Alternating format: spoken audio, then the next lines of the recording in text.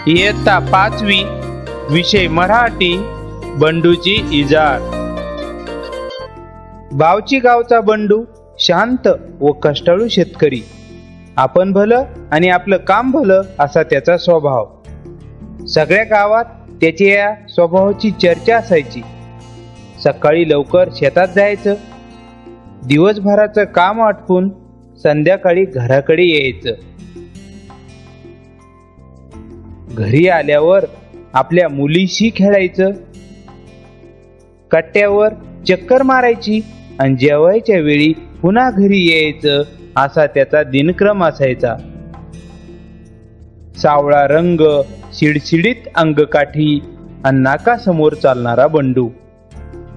एका वर्षी पीक पाणी बरं झाल्यावर बंडूना कुटुंबासाठी नवे कपडे आणि स्वतःसाठी इजार शिवली।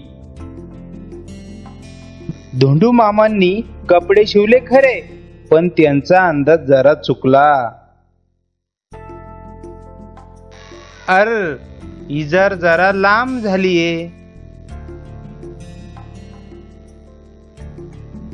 चांगली 4 बोट लांब झालीये।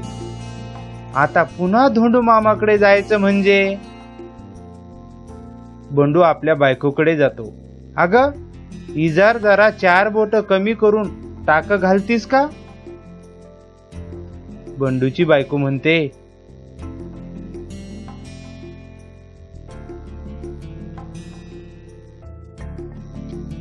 आओ, सकाळी सकाळी आणि काय आहे? जेवण बनवायचंय, नीताच्या शाळेत जायचंय, मला नाही जमणार।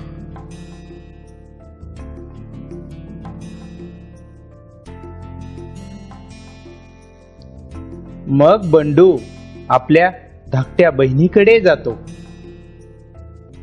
सुबे, इजार जरा 4 बोट कापून टाक घालतीस का? छोटी बहीण म्हणाली,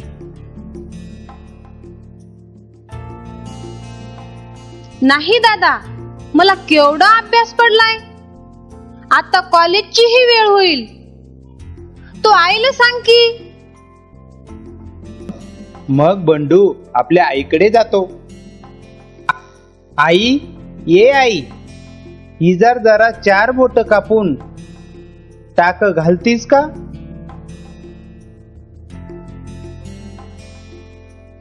ठेव तिकडं तुझी इजार।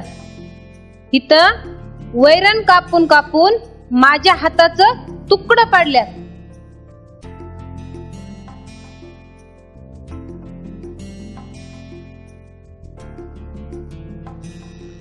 आईने इजार एका कोनाड्यात फेकली।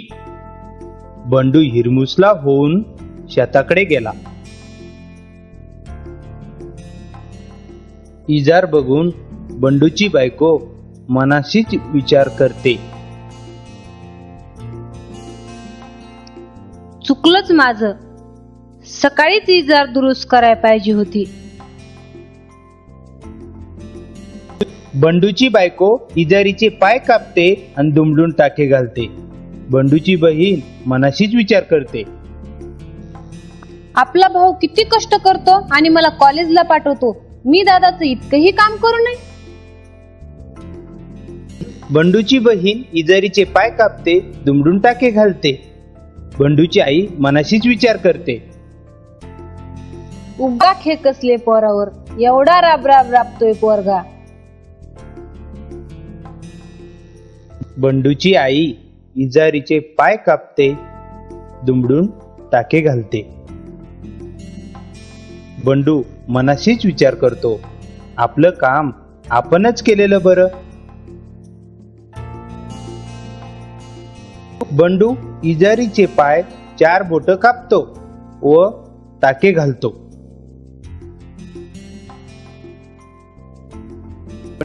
आणि बंडू पाहतोय तर काय, सगळेजण बंडूकडे आश्चर्याने पाहतात। बंडूची बायको म्हणते, मी इजार 4 बोट कापली। बंडूची बहीण म्हणते, मी पण। बंडूची आई म्हणते, अगं बया, मी पण इजार 4 बोट कापली। बंडूही म्हणतो, आणि मी पण। चौघेही अगदी खळखळून हसतात.